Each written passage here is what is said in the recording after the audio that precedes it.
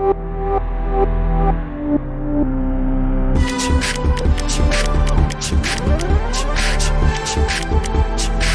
soit celui qui vient, le roi, au nom du Seigneur, paix dans le ciel et gloire au plus haut des cieux. Mort à cet homme! Relâche Barabbas! Crucifie-le! Crucifie-le! Non, je ne le connais pas.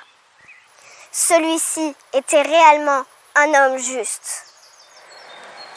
Nous venons d'entendre quelques phrases clés relatives au texte de ce dimanche des Rameaux. Je vous propose dans un premier temps de demander à 3 catéchistes quelle perception ont-elles des rameaux, de la Passion et de la Semaine Sainte. Un petit rameau, à quoi cela sert? Ce n'est pas très beau et si ordinaire. Alors le rameau ouvrit grand ses branches et en quelques mots me dit ce dimanche: je ne suis que buis, mais un buis béni, promesse de vie pour tous ceux qui prient. Dans votre demeure, je serai repère de Jésus Sauveur et de Dieu son Père.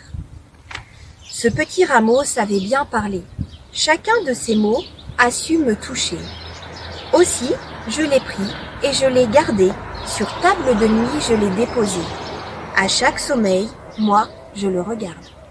La première parole de Jésus sur la croix est une prière adressée à son Père. Abba, pardonne-leur, ils ne savent pas ce qu'ils font. Sa prière est de grâce et d'amour adressée à ses ennemis. En priant pour eux, Jésus nous montre le summum de l'amour qui devrait dicter notre attitude individuelle et communautaire. Priez les uns pour les autres, dira l'apôtre Jacques, car le Christ intercède pour nous auprès de son Père. Tout au long de la Semaine Sainte, Jésus nous invite à le suivre, à le prendre pour modèle. Il nous apprend à aimer, en donnant de soi, en servant l'autre et en partageant, comme il a pu le faire le soir du Jeudi Saint.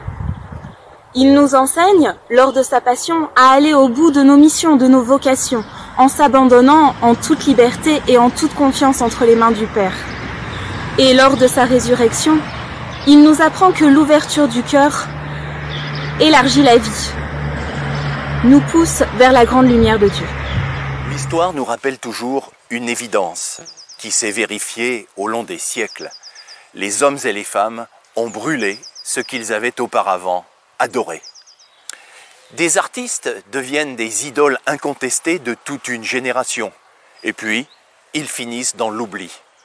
Ne nous arrive-t-il pas quelquefois de dire « il ou elle est formidable, exceptionnel » et quelque temps après « il ou elle est vraiment nulle ». Eh bien, le Christ lui-même n'a pas échappé à cette règle.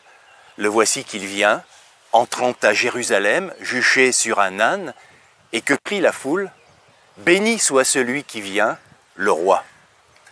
Quelques jours plus tard, devant le procurateur Pilate, mais entraîné par des religieux extrémistes, la foule n'emploie plus le même langage, le même ton. Ce sont des injures, des invectives. « À mort, crucifie-le » Beaucoup de ceux qui le suivaient ne sont plus là. Ou mieux encore, déclarent « Moi, cet homme, je ne le connais pas ». Jésus n'est vraiment roi que sur la croix, lorsqu'il est dépouillé de tout et, par amour, fait le don suprême de sa vie. Il nous reste quelques jours, appelés Semaine Sainte, pour cheminer ensemble vers la résurrection du Christ, qui est aussi notre propre résurrection. Comme chaque année, une foule nombreuse se presse dans nos églises. Mais demain, lorsqu'il s'agira de mettre en pratique l'Évangile, combien serons-nous encore? Combien serons-nous lorsqu'il s'agira d'aller jusqu'au bout de l'amour, au risque de nous faire clouer, nous aussi, sur une croix? Pourra-t-on dire de nous, celle-ci ou celui-ci était vraiment une femme ou un homme juste? Dans l'attente de la résurrection, que l'eau vive, reçue à notre baptême, nous aide à vivre pleinement notre mission de chrétien.